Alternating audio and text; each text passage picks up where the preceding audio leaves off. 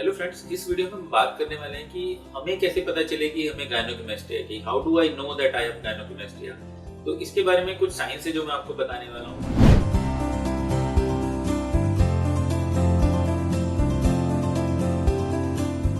मेरा नाम डॉक्टर हितेश आनंद है।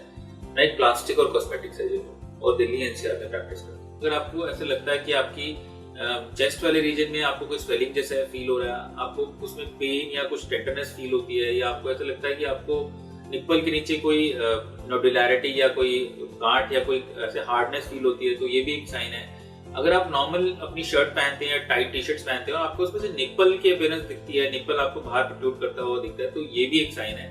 और जो सबसे इंपॉर्टेंट साइन है जो हम पेशेंट को बोलते हैं कि आप चेक कर सकते हैं, तो ये होता है कि जो आप अगर अपनी चेस्ट को देखते हैं तो आपको ऐसा लगता है कि जो आपके चेस्ट का जो मैस्कुलिन कंटूर होता है वो मैस्कुलिन कंटूर से वो फेमिनिन कंटूर की तरफ चले गए। या सिंपल शब्दों में अगर कहा जाए कि अगर एक मेल पेशेंट में चेस्ट की अपीयरेंस जो है वो फीमेल ब्रेस्ट जैसी होती है, तो उस कंडीशन को गायनेकोमेस्टिया कहते हैं। तो अगर आपको इन सब किसी भी साइंस में से कुछ ऐसा लगता है कि आपको कुछ एक साइन आपके अंदर अपेयर कर रहा है, तो आप इसमें मेडिकल हेल्प ले सकते हैं। आप किसी भी प्लास्टिक या कॉस्मेटिक सर्जन को दिखा सकते हैं और आपको डायग्नोसिस में हेल्प करेंगे कि आपको गायनेकोमेस्टिया की प्रॉब्लम है या नहीं है।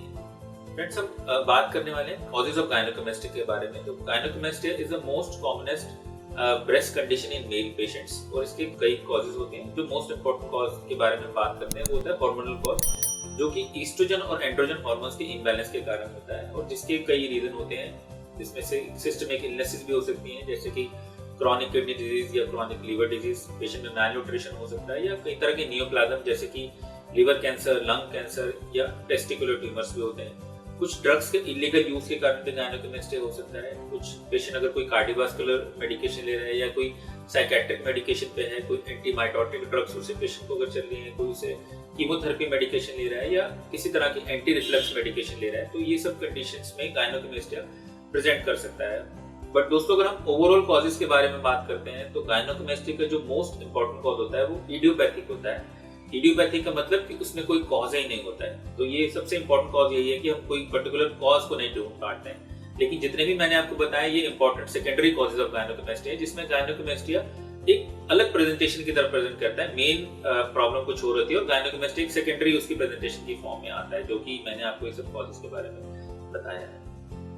How to classify gynaecomastia. Friends, हम बात करने वाले हैं कि हम गायनेकोमेस्टिया की क्लासिफिकेशन कैसे करते हैं, हम ग्रेडिंग के हिसाब से उसे कैसे डायग्नोज करते हैं। तो गायनेकोमेस्टिया की अगर हम ग्रेडिंग के बारे में बात करते हैं तो गायनेकोमेस्टिया को हम ग्रेड 1, ग्रेड 2, ग्रेड 3 और ग्रेड 4 गायनेकोमेस्टिया की तरह से डिस्कस करते हैं या क्लासिफाई करते हैं। तो इसमें जो ग्रेडिंग का जो रोल है, वो ग्रेडिंग का रोल सिर्फ इतना ही है कि हम उसमें ग्रेड 3 और ग्रेड 4 को हम ग्रेड 1 और ग्रेड 2 से डिफरेंशिएट इसलिए करते हैं ताकि हम उसमें ट्रीटमेंट का थोड़ा सा डिफरेंस ये पड़ता है कि ग्रेड 3 और ग्रेड 4 में यूजुअली स्किन का एक्सेस ज्यादा रहता है, तो हम ट्रीटमेंट को थोड़ा बहुत मॉडिफाई करते हैं अपने हिसाब से। अदरवाइज ग्रेडिंग में बहुत ज्यादा फर्क नहीं पड़ता है 1 और 2 के अंदर ट्रीटमेंट वाइज।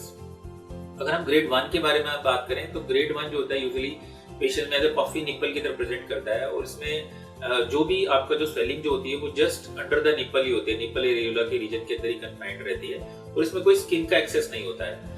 और अगर हम ग्रेड 2 के बारे में बात करें तो इसमें नॉर्मल जो होता है आपका जो निप्पल एरियोला वाला रीजन होता है वो थोड़ा सा स्ट्रेच्ड आउट होता है, थोड़ा सा बढ़ जाता है स्वेलिंग के कारण से, लेकिन इसमें भी कोई स्किन का ओवरऑल कोई एक्सेस नहीं होता है। ग्रेड 3 के अंदर यही कंडीशन में आपका जो स्वेलिंग जो है वो निप्पल एरियोला कॉम्प्लेक्स से बाहर की तरफ आती है, तो आपका स्वेलिंग थोड़ा सा बढ़ जाता है और स्किन आपकी थोड़ी स्ट्रेच्ड आउट हो जाती है, लेकिन वो अभी भी इतनी लैक्स नहीं होती है, लटकती नहीं है।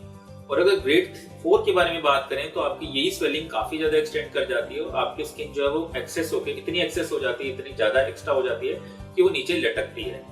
तो ग्रेड 1 और ग्रेड 2 में के ट्रीटमेंट में हम नॉर्मल वही लाइपोसक्शन एंड ग्लैंड एक्सचेंज करते हैं। ग्रेड 3 एंड ग्रेड 4 के अंदर भी लाइपोसक्शन और ग्लैंड एक्सचेंज किया जाता है, बट क्योंकि ग्रेड 3 में और ग्रेड 4 के अंदर तो बहुत ही ज्यादा स्किन एक्सेस है और लटक भी रही है, और ग्रेड 3 के अंदर का भी में भी स्किन का एक्सेस है, तो हमें ये देखना पड़ता है ग्रेड 3 में हम स्किन के लिए हमें कुछ करना है कि नहीं, लेकिन ग्रेड 4 में हमें डेफिनेटली जो एक्सेस स्किन होती है उसके लिए भी कोई सर्जिकल इंटरवेंशन करना पड़ता है।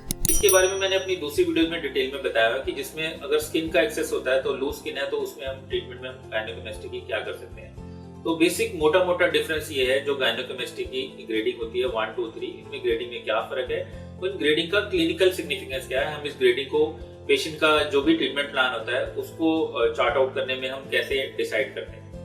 Surgical treatment for gynaecomastia.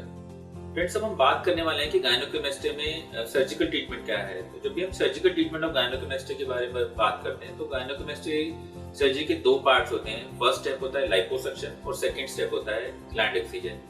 जब भी हम लाइपोसक्शन चेस्ट का करते हैं तो लाइपोसक्शन करने के भी अलग अलग मेथड हैं, जैसे हम SAL या सक्शन असिस्टेड लाइपोसक्शन के द्वारा कर सकते हैं। हम इस लाइपोसक्शन को PAL या पावर असिस्टेड लाइपोसक्शन के द्वारा कर सकते हैं, या हम इसे UAL या अल्ट्रासाउंड असिस्टेड लाइपोसक्शन के द्वारा कर सकते हैं। और सेकंड स्टेप आता है ग्लैंड एक्सिजन, जो कि हम एक ग्लैंड को इंट्रा एरियुलर या निपल के नीचे जो पिगमेंटेड पोर्शन होता है उसी में एक इंसिजन देते हैं और वहां से ग्लैंड को एक्सरसाइज करते हैं। तो गायनेकोमेस्टिया की सर्जिकल ट्रीटमेंट में दोनों स्टेप्स का अपना इंपॉर्टेंस है। हम ऐसा नहीं कर सकते कि सिर्फ हम लाइपोसक्शन कर दें, तो हम अपने अगर हम ऐसा करते हैं तो हम ग्लैंड को प्रोमिनेंट बना देंगे।